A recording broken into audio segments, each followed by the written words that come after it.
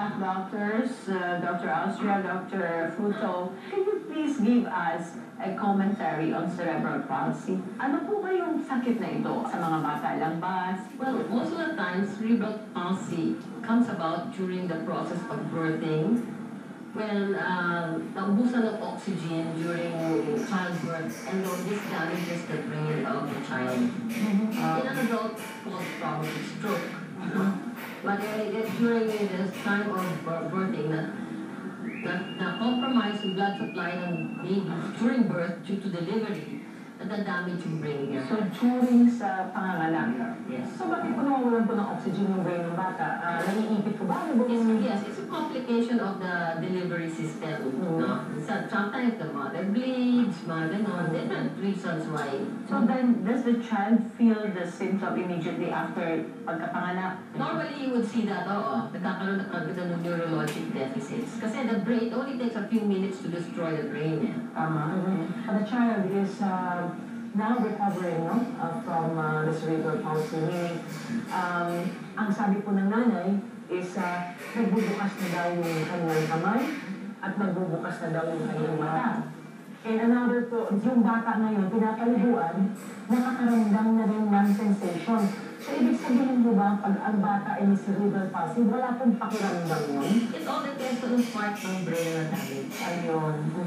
Meron mo ba tayong study na yung life expectancy ng mga tao may cerebral palsy? You have a damaged brain, mentally retarded until they get old, no? So, hindi naman lifespan, but it's really more of the quality of life of that child.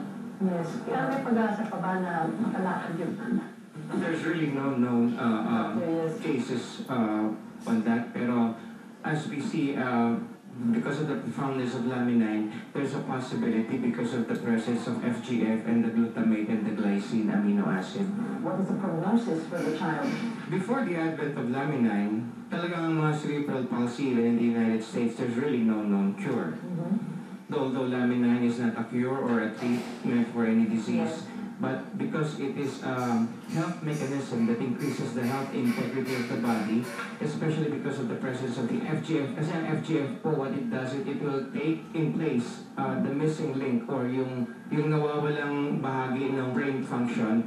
The genes, FGF will ask them take the place of this neuron gene and perform its function. That's the most fascinating thing about laminine. Yung FGF, it stands for fibroblast growth factor. So, yung laminine natin, it comes from the fertilized egg before it becomes a chick.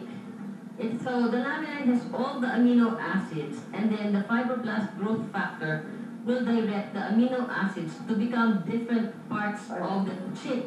So, imagine especially pag in any embryo, ang unang-unang dinidevelop brain.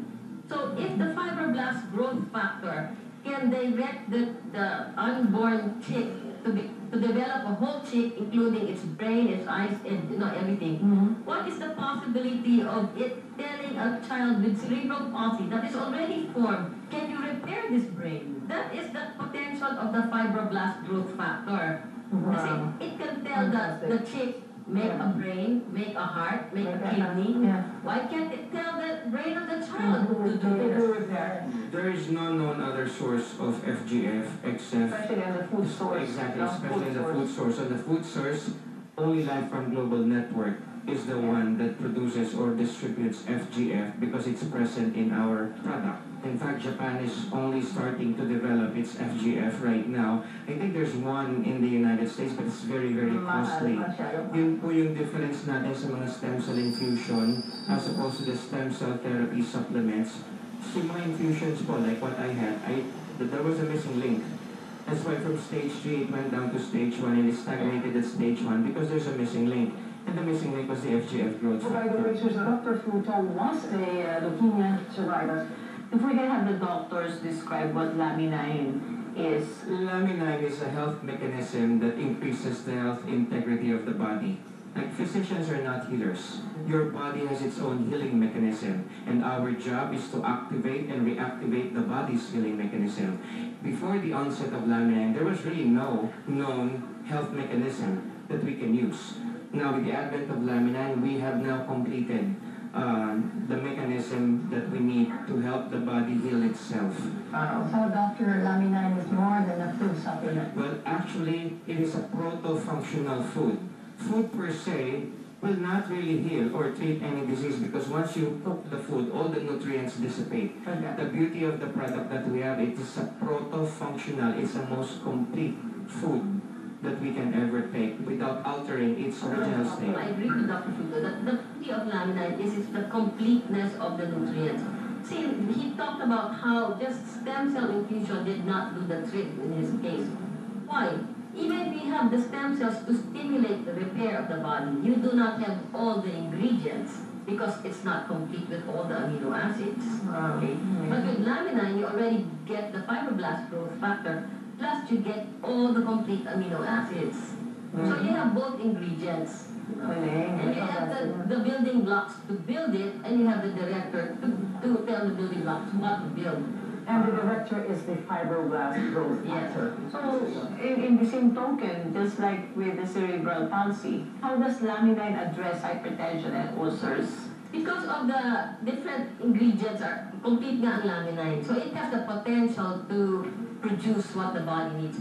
In hypertension, pwede siyang, you have the amino acids, for example, arginine. Arginine can become a natural yung vasodilator, nagpapaluwag ng diameter ng artery para lumuwag yung daloy ng dugo. It also has the potential that it will make enzymes in your body which will make digestion better, so that is mga ulcers and stuff like that. It has the potential, aside from to make, like for example, N-acetylcysteine, which are natural detoxifiers of the body, which helps the body cleanse itself from yung mga causes ng aging, no?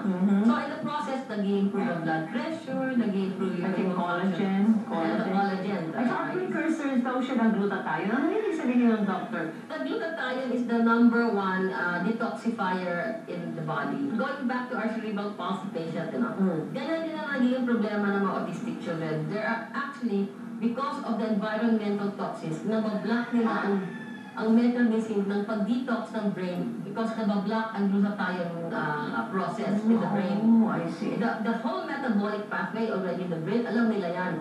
So if you have things that will clean up all those toxins in the brain, you can make the brain function better. Okay? That's one. And ang role ng glutathione. And then you can make the neurotransmitters work. Kasi yung amino acids, all the neurotransmitters are made up of amino acids. They are called peptides, you know? So you put the blocks together, gagawa ng peptide for the brain to communicate, the brain cells to communicate with each other. And I think it has a very good potential kasi I've seen cerebral palsy patients who improve just by giving them high dose oxygen through hyperbaric oxygen. Yes. What else if you give them fibroblast growth factors and amino acids to repair the body? Kaya pati yung massive stroke recovery at saka yung sa Alzheimer, yung ulyanin. Ako nakakalimutin na ako nun. You know, yung asa yung susi ko, yung ganun ba? Ngayon naaalala ko na lahat. Kaya po yung mga may utang sa akin. We should encourage everybody to take laminine on a daily basis. Kasi Alzheimer's most of the time is very hard to cure. You want to prevent it. So, uminom na kayo bago pa kayo ma-Alzheimer's. Kasi pag nag-start na yun,